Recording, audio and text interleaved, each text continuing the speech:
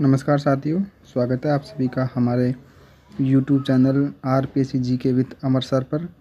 तो देखिए आज जो मॉडल पेपर है हमारा वो 2011 का मॉडल पेपर है। और जो मॉडल पेपर 2011 में हुआ था एग्ज़ाम, तो उसका यहाँ पे हम मॉडल पेपर सोल्व करेंगे। और ये एग्ज़ाम जो है 2013 में हुई थी, तो यानी 22 तारीख 11वां महीना और 2013 में इसकी एग्ज़ाम हुई थी।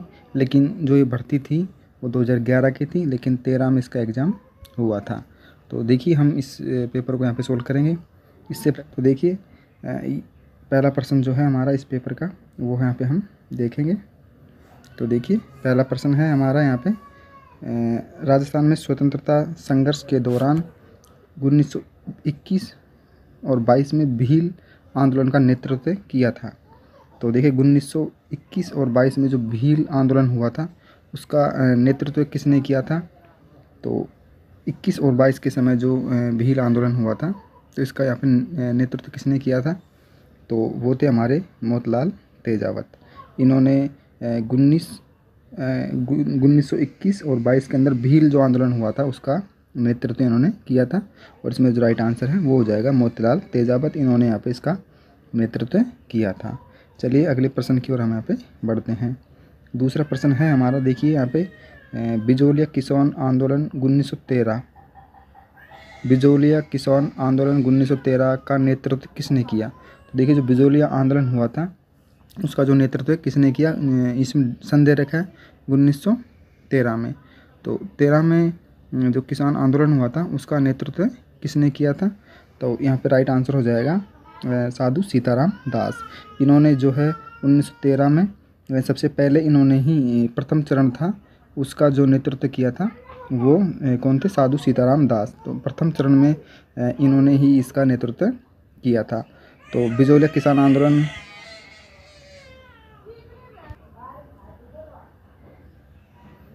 चलिए अगला प्रश्न हम देखते हैं, क्वेश्चन नंबर 3 हमारा। तो ये रहा क्वेश्चन नंबर 3।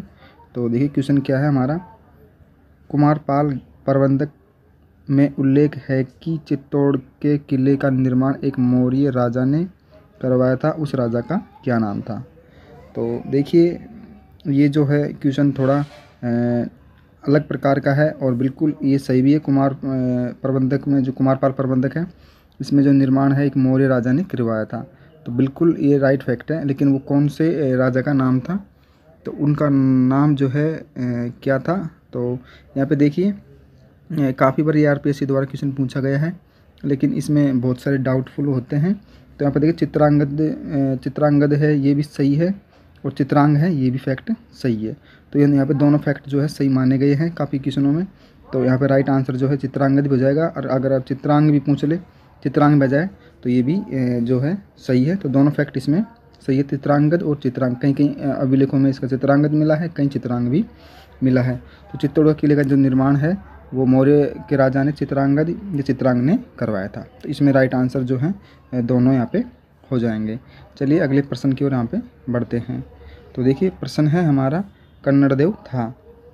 तो देखिए कन्नड़देव जो था एक जालोर का शासक था ये, और बहुत प्रतापी और वीर शासक था। और इनका एक पुत्र का नाम था, वो था विरमदेव, इनका पुत्र था। और अलाउद्दीन खिलजी के साथ में इनका युद्ध हुआ था, और यहाँ पे शाखा हुआ था वो कन्नड़देव चौहान के समय हुआ था। तो एक कन्नड़देव था एक जालोर का शासक। यहाँ पे राइट आंसर जो होगा वो हो जाएगा एक शासक। चलिए नेक्स्ट क्वेश्चन की ओर हम बढ़ते हैं। तो अगला क्वेश्चन है हमारा क्वेश्चन नंबर 5, कुंभा के विषय में निम्न में से कौन सा कथन असत्य है। तो यहाँ पे देखिए कुंभा जो है राजा राणा कुंभा, उनके बारे में जो असत्य कथन है वो क्या है। तो देखिए वह स्वयं विद्वान नहीं था, पर इस पर स्वयं विद्वान नहीं था पर विद्वानों को आश्रय देता था। वह कुंभल दुर्ग का निर्माता भी है, वह एक संगीत प्रेमी था, वह मेवाड़ का महान शासकों में से एक था। तो देखिए ये तीनों फैक्टर सही है। बाकी देखिए वह स्वयं एक विद्वान था, स्वयं एक विद्वान था, और ये यहाँ पे लिखा है नहीं। तो ये फैक्ट जो है हमारा असत्य कथन वो 1 नंबर हो जाएगा। तो यहाँ पर राइट आंसर जो है भी 1 नंबर हो जाएगा। बाकी तीनों फैक्ट जो हैं सही है, और कुंभा एक स्वयं विद्वान भी था। तो इसमें राइट आंसर जो गलत आंसर है, असत्य कथन पूछा है, तो 1 नंबर हो जाएगा। चलिए नेक्स्ट क्वेश्चन यहाँ पे हम देखते हैं।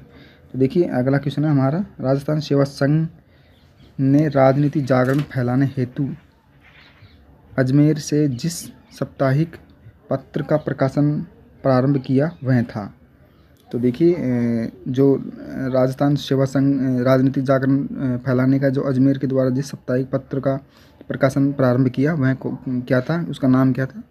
तो वह था नवीन राजस्थान, और इसके जो संपादक थे वो थे विजय सिंह पथिक। तो नवीन राजस्थान इन्होंने एक संपादन किया था, अखबार का नाम था नवीन राजस्थान। तो इसमें राइट आंसर जो है नवीन राजस्थान हो जाएगा। और वह प्रकाशन कौन था? राजस्थान सेवा संघ ने राजनीति जागरण फैलाने हेतु अजमेर से जिस साप्ताहिक पत्र का प्रकाशन किया या प्रारंभ किया था वो है नवीन राजस्थान। तो यह विजय सिंह पथिक के द्वारा किया गया था, नवीन राजस्थान। चलिए अगला क्वेश्चन यहाँ पे हम देखते हैं। राजस्थान मानवाधिकार आयोग के अध्यक्ष हैं। अब देखिए उस टाइम पे करंट का क्वेश्चन था, करंट का मान के चलिए 2013 की बात है ये, और अब 2022 चल रहा है। तो इसमें उस टाइम के यहाँ पे पूछा है। तो उस टाइम के जो आयोग के अध्यक्ष थे वो न्यायाधीश राजेश बलिया। तो ये क्वेश्चन हमारे लिए इम्पोर्टेंट नहीं है, इसको हम रखते हैं, बाकी एक नज़र से हमने देख लिया। चलिए अगले क्वेश्चन की ओर हम बढ़ते हैं। तो देखिए ये क्वेश्चन भी तभी का है, राजस्थान के मुख्य सूचना आयुक्त हैं। तो ये क्वेश्चन भी उस टाइम का ही है, बाकी अब ये जो है चेंज हो गए। तो उस टाइम पे थे टी श्रीनिवासन। तो इस क्वेश्चन को भी हम अच्छी तरह से मतलब याद तो कर सकते हैं, लेकिन हमारे लिए एग्जाम की दृष्टि से इम्पोर्टेंट नहीं मान सकते, क्योंकि उस टाइम पे करंट का क्वेश्चन था। तो अब जो है मुख्य आयुक्त अभी चेंज हो गए, और जो पहला क्वेश्चन था हमारा मानवाधिकार आयोग, इनके अध्यक्ष चेंज हो गए। तो इन क्वेश्चनों को हम इतना वो नहीं ले सकते, बाकी देख लिया कोई दिक्कत नहीं है। अगला क्वेश्चन है 9 नंबर का, राजस्थान में पंचायती राज व्यवस्था लागू हुई। ये एक इंपॉर्टेंट क्वेश्चन है। तो राजस्थान में जो पंचायती राज व्यवस्था वो कब से लागू हुई थी? तो इसका जो राइट आंसर होगा हमारे यहाँ वो होगा 1959 में। तो इसका राइट आंसर यहाँ पे ये हो जाएगा, 1959 में राजस्थान में पंचायती राज व्यवस्था लागू हुई थी। चलिए नेक्स्ट क्वेश्चन यहाँ पे हम देखते हैं। तो 10 नंबर क्वेश्चन है हमारा। क्वेश्चन क्या है हमारा देखिए। तो क्वेश्चन है, भारतीय संविधान के किस अनुच्छेद के अंतर्गत पंचायती राज संस्थाओं को संवैधानिक मान्यता प्रदान की गई? तो संविधान के किस अनुच्छेद में के अंतर्गत पंचायती राज संस्थाओं को संवैधानिक मान्यता प्रदान की गई? जो संवैधानिक मान्यता प्रदान है वो है 243 बी, यानी 243 ख भी हो सकता है, कहीं कह दे देते हैं, और यहाँ पे बी दे रखा है। तो 243 जो अनुच्छेद है बी, उसके अंतर्गत जो पंचायती राज संस्थाओं को संवैधानिक मान्यता प्रदान दी गई है। तो इसमें राइट आंसर जो है 243 बी यहाँ पे राइट आंसर हो जाएगा। चलिए नेक्स्ट क्वेश्चन देखते हैं यहाँ पे हम। तो क्वेश्चन है, राजस्थान में लोकयुक्त है। तो ये भी उस टाइम का करंट क्वेश्चन है। तो इसमें जो राइट आंसर होगा वो हो जाएगा न्यायाधीश GL गुप्ता। चलिए नेक्स्ट क्वेश्चन यहाँ पे हम देखते हैं। अगला क्वेश्चन है हमारा एक इम्पोर्टेंट, लोकसभा में राजस्थान की कितनी सीटें हैं? तो आप सभी को खूब पता होगा, राजस्थान से 25 सीटें हैं। जो प्रेजेंट टाइम में भी हमारे यहाँ 2022 में भी 25 ही लोकसभा सीटें हैं जिन पर अभी चुनाव हुआ था। तो चलिए राजस्थान में जो लोकसभा सीटें हैं वो हैं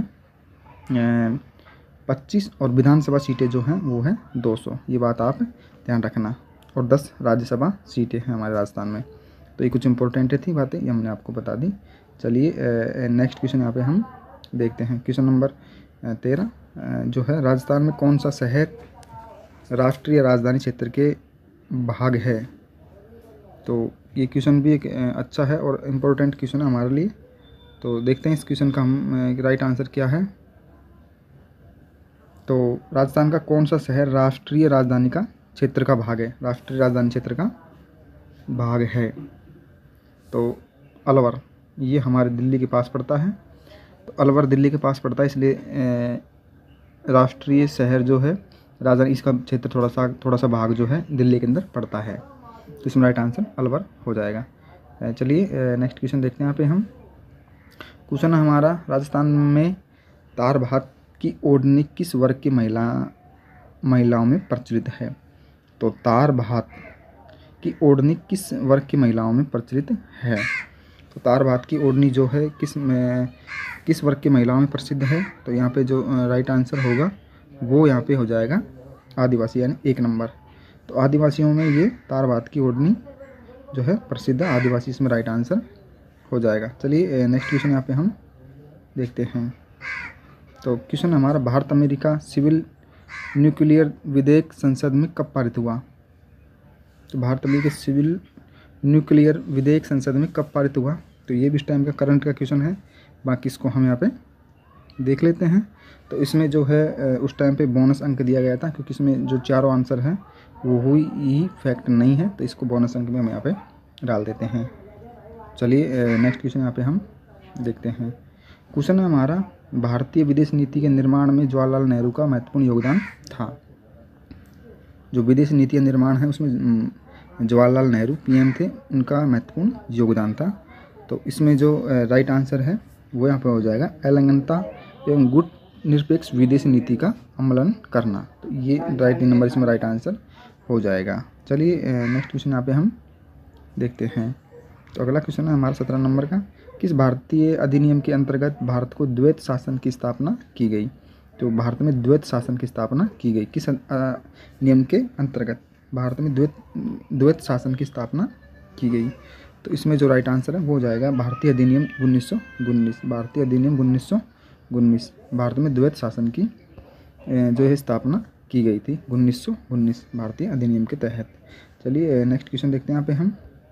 भारतीय अधिनियम 1935 दासता का बंधन पत्र था, किसने कहा? भारतीय अधिनियम 1935 का दासता था का बंधन पत्र था, किसने कहा? तो ये कोटेशन किसने कहा था? तो इसमें जो राइट आंसर है वो 3 नंबर हो जाएगा, जवाहरलाल नेहरू का। नेक्स्ट क्वेश्चन देखिए। चलिए, महात्मा गांधी ने भारत छोड़ो आंदोलन कब आरंभ किया था? तो महात्मा गांधी द्वारा भारत छोड़ो आंदोलन कब प्रारंभ किया गया था? तो इसके सन जो है यहाँ पे वो कब किया था? इसमें जो राइट आंसर है वो हो जाएगा 1942 में भारत छोड़ो आंदोलन की शुरुआत हुई थी। नेक्स्ट क्वेश्चन यहाँ पे हम देखते हैं। देखिए 20 नंबर क्वेश्चन है, भारतीय संविधान के प्रारूप समिति के अध्यक्ष कौन है?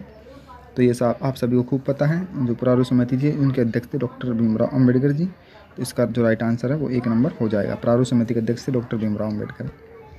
नेक्स्ट क्वेश्चन यहाँ पे देखते हैं। तो ये भी एक अच्छा क्वेश्चन है, भारतीय संविधान के किस अनुच्छेद के अंतर्गत छुआछूत अपराध घोषित किया गया है? तो ये छुआछूत, ये क्वेश्चन में बार बार रिपीट किया गया है और ये जो है अच्छा क्वेश्चन है आरपीसी की तरफ से। तो इसमें जो राइट आंसर है वो हो जाएगा 17 अनुच्छेद 17 के अंतर्गत। तो इसमें अनुच्छेद 17 के अंतर्गत अपराध घोषित किया गया छुआछूत करना। चलिए नेक्स्ट क्वेश्चन यहाँ पे हम देखते हैं। तो देखिए, भारतीय संविधान की उद्देशिका में संशोधन कब किया गया? तो भारत की जो उद्देशिका है उसमें संशोधन कब किया गया था? कौन सा संशोधन था? तो इसमें जो राइट आंसर है वो यहाँ पे हो जाएगा 42वें संशोधन में। 42वें संशोधन में भारत की जो उद्देशिका है उसमें संशोधन किया गया था और 3 जो शब्द हैं वो जोड़े गए थे, तो उस टाइम पे 42वें संशोधन में। चलिए नेक्स्ट क्वेश्चन यहाँ पे हम देखते हैं। क्वेश्चन हमारा, भारतीय उपचारों का मौलिक अधिकार किस अनुच्छेद में प्रदान किया गया है? भारतीय उपचारों का मौलिक अधिकार किस अनुच्छेद में प्रदान किया गया है? क्वेश्चन नंबर 23 था हमारा और इसका जो राइट आंसर है वो यहाँ पे 32 अनुच्छेद कौन सा हो जाएगा? 32 राइट आंसर। चलिए नेक्स्ट क्वेश्चन यहाँ पे हम देखते हैं। क्वेश्चन हमारा, भारतीय संविधान में मौलिक कर्तव्यों किस अनुच्छेद में दिए गए हैं? तो मौलिक जो कर्तव्य हैं वो कौन से अनुच्छेद में दिए गए हैं? तो इसमें राइट जो आंसर है वो हो जाएगा 51A। अनुच्छेद कौन सा? 51A। नेक्स्ट क्वेश्चन देखते हैं यहाँ पे हम।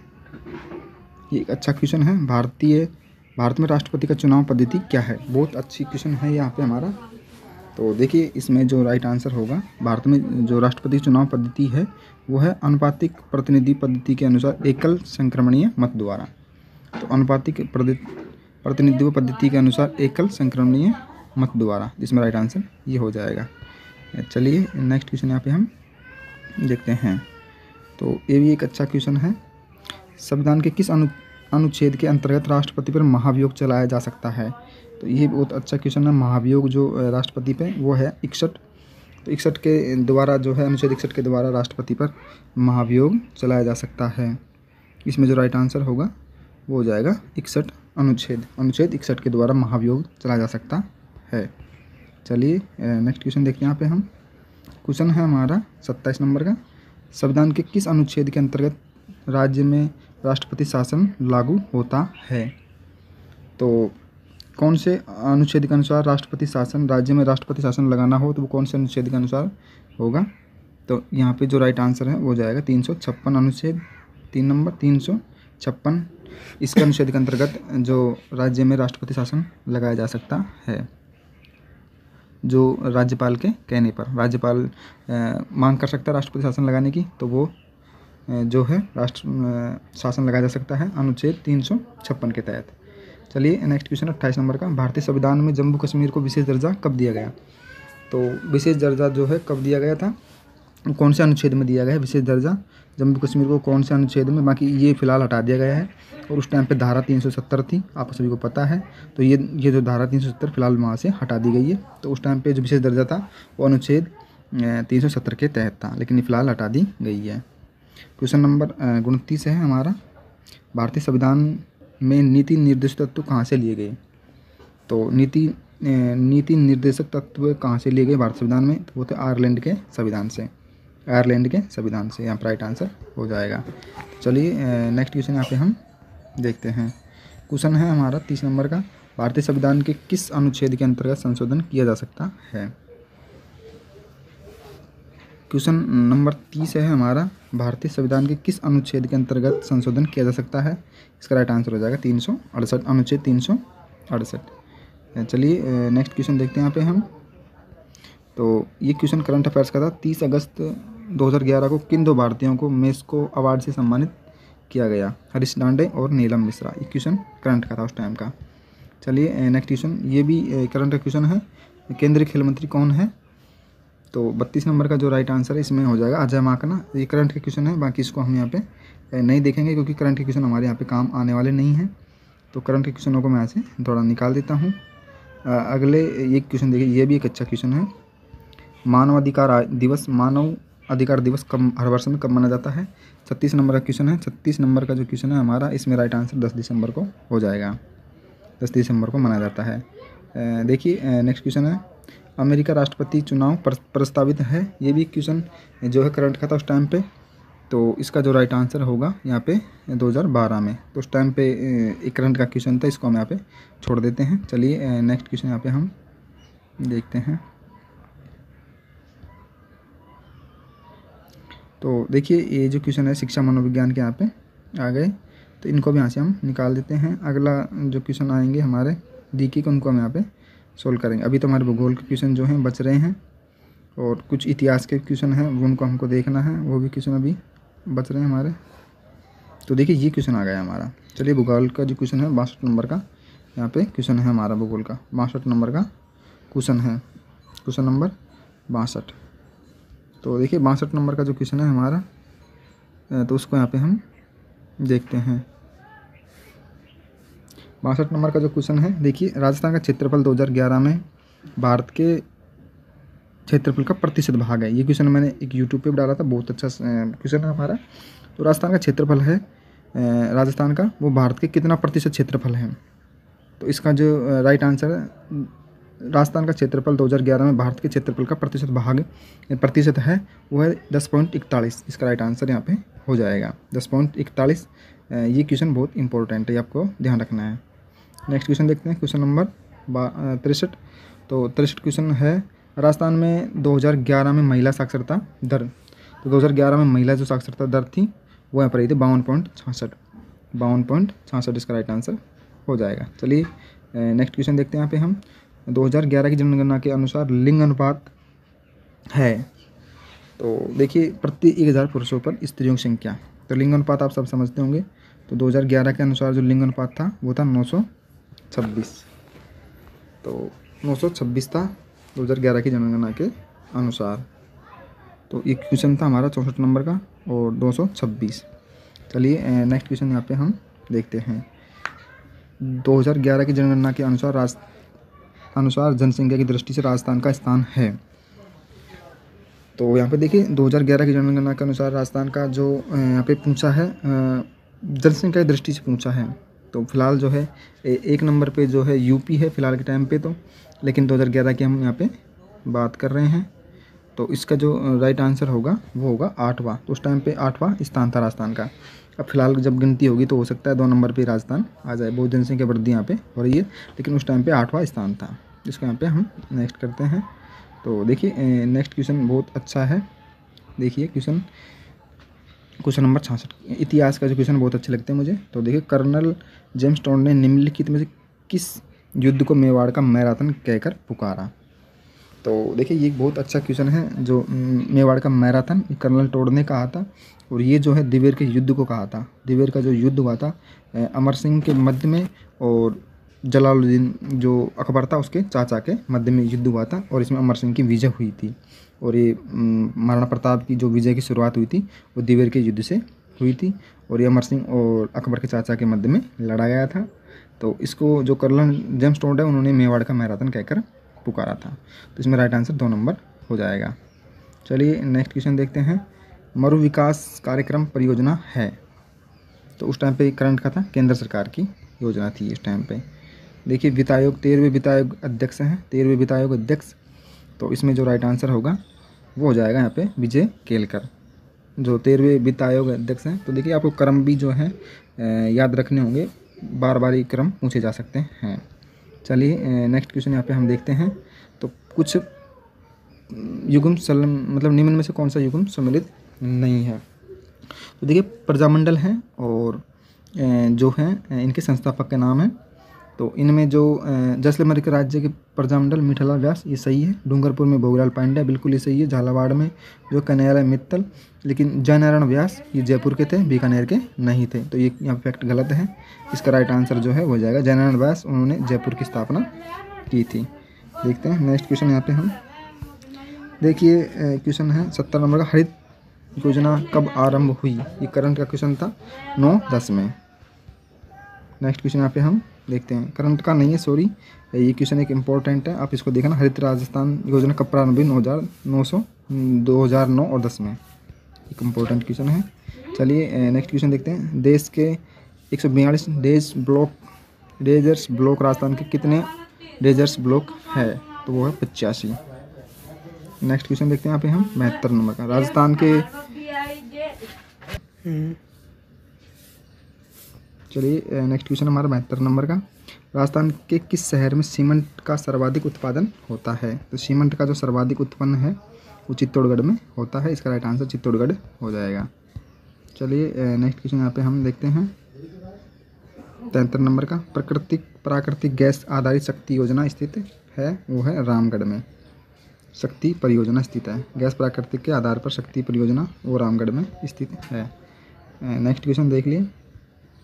नेक्स्ट क्वेश्चन हमारा 74 नंबर का। राजस्थान के किस जिले को जरगा पर्वत कहते हैं। किस जिले को जरगा पर्वत कहते हैं, जरगा पर्वत। तो उदयपुर को कहते हैं। इसमें राइट आंसर हो जाएगा जरगा पर्वत। नेक्स्ट क्वेश्चन देखिए 75 नंबर का क्वेश्चन है हमारा। 75 नंबर का, विश्व का सबसे ऊंचा जलप्रपात है विश्व का सबसे ऊंचा। तो ये जो क्वेश्चन है ये विश्व भूगोल का क्वेश्चन है और 75 नंबर का यह क्वेश्चन है। तो इसमें राइट आंसर ये हो जाएगा एंजिल जल प्रपात। यहाँ पर राइट आंसर हो जाएगा एंजिल जल प्रपात।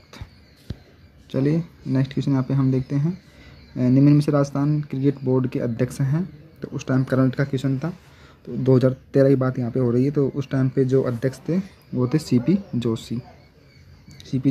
यहाँ पे सीपी जोशी है, सही साफ नहीं दिख रहा, लेकिन सीपी जोशी थे क्रिकेट बोर्ड अध्यक्ष उस टाइम पे। नेक्स्ट क्वेश्चन, और वर्तमान जो क्रिकेट अध्यक्ष हैं वो हैं वैभव गहलोत। राजस्थान में परमाणु केंद्र कहाँ स्थित है।